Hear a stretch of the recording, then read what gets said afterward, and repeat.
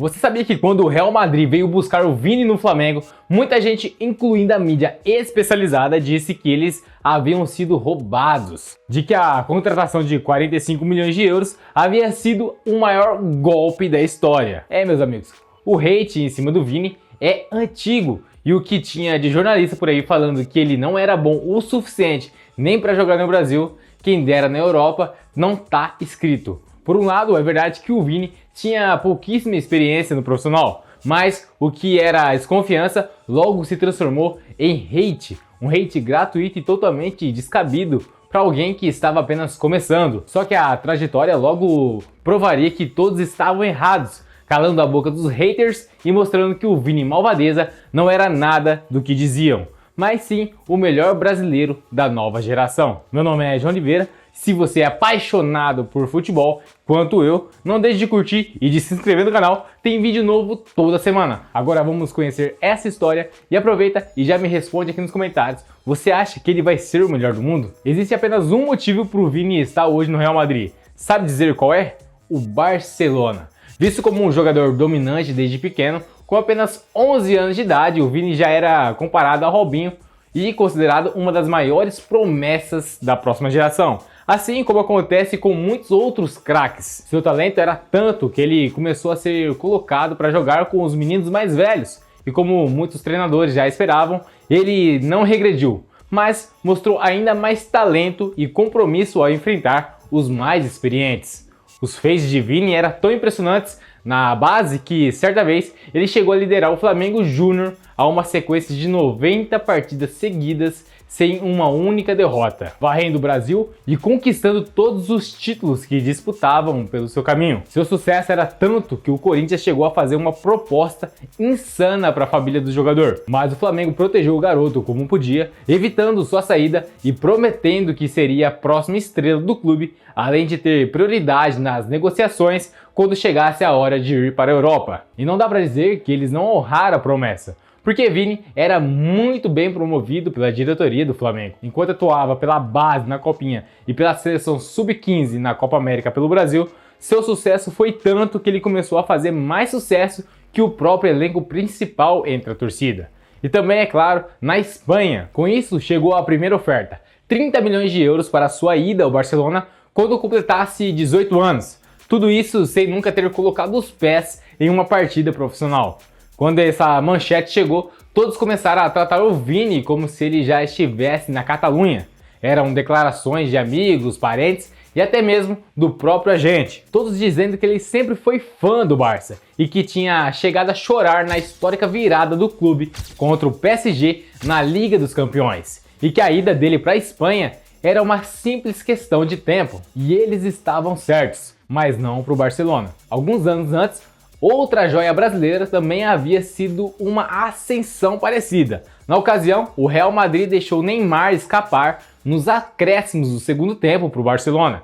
Dispostos a nunca deixar que esse erro se repetisse, eles abordaram o Flamengo e colocaram as cartas na mesa. O que quer que o Barcelona ofereça, nós vamos cobrir. E assim o amor desse baixinho sumiu e o Vini aceitou ir para o Real Madrid. Quando os valores foram anunciados, deixaram o mundo todo perplexo. 45 milhões de euros. Tudo isso para um jogador de 16 anos e que até aquele momento tinha uma única partida no profissional. E bem ruim, para ser bem honesto. Até aquele momento, essa era a terceira maior contratação da história aqui no Brasil, perdendo apenas para o Kaká e para o próprio Neymar, que já haviam se consolidado como craques quando decidiram ir para a Europa. E como era de se esperar, isso colocou uma pressão absurda nas costas do Vini, que tinha que corresponder ao contrato e aos valores astronômicos que o Real Madrid havia confiado nele. E aí começaram os altos e baixos. Em suas primeiras 3 aparições após o anúncio, Vini entrou em campo sem demonstrar muito e mesmo quando foi promovido ao time titular, isso apenas atraiu mais atenção negativa, já que o futebol apresentado não se parecia com o de alguém que valia 45 milhões. E passado um mês, ele já estava sendo deixado de lado pela equipe principal do Flamengo. Nesse ponto, alguns já estavam dizendo que a contratação havia sido um erro, que ele jamais vestiria a camisa do Real Madrid e que apenas seria emprestado para algum time de menor expressão para compensar o prejuízo. E se eram essas críticas da Espanha, por aqui ele já havia sido apelidado de Neguebinha, algo considerado tão ofensivo que visivelmente mudou algo na mente e no estilo de jogo dele. No confronto seguinte contra o Fluminense, Vini brilhou, sendo um dos responsáveis diretos nos 2 gols da classificação contra o rival na Sul-Americana por 3-3, fazendo a opinião começar a mudar, mas ainda em passos de tartaruga. Só que o verdadeiro teste começou na temporada seguinte. Com 17 anos, essa seria a sua última oportunidade de mudar o estigma aqui no Brasil. Correndo contra o tempo, Vini assumiu o protagonismo, sendo a estrela da conquista da Taça Guanabara e o melhor jogador em algumas partidas da Libertadores, conquistando a torcida rubro-negra e mantendo sua moral lá em cima, até completar 18 anos e chegar o momento de ir para a Espanha, onde os maiores desafios estavam apenas começando. Quando ele chegou ao Real, ele ainda era visto como um projeto, um jogador que ainda levaria algum tempo para amadurecer e chegar a todo o seu potencial, mas a pressão foi instantânea. Logo em sua apresentação, Vini estava tão nervoso que acabou errando as embaixadinhas, o que se tornou uma piada entre os torcedores rivais. Na estreia, em uma partida amistosa contra o Manchester United, ele teve uma atuação muito apagada, o que levou Zidane a relacioná-lo com o time sub-19 para ganhar algumas experiências. E novamente, os espanhóis, principalmente os torcedores do Barcelona, que haviam chegado perto de contratá-lo, viram isso como uma piada, o maior prejuízo da história do futebol espanhol. Só que tudo que o Vini precisava mesmo era uma oportunidade, e não demorou para que ela viesse. Após destruir em 5 partidas consecutivas com 4 gols no Sub-19, Zidane o chamou de volta para atuar na Copa do Rei.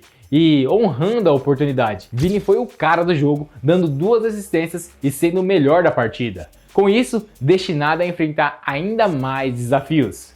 Quando parecia que seu desempenho dentro de campo não seria mais colocado à prova, ele rompeu o ligamento de ambos os tornozelos, ficando de fora dos campos por meses em uma lenta e dolorosa recuperação. Ninguém sabia se ele voltaria mesmo, e quando voltou, havia torcedores o vaiando tanto na Espanha quanto no Brasil, já que a percepção era de que ele não merecia uma vaga na seleção e nem no Real. E para piorar, esse sentimento não era exclusividade da mídia sensacionalista ou de uma torcida emocionada, mas também de seus companheiros de equipe.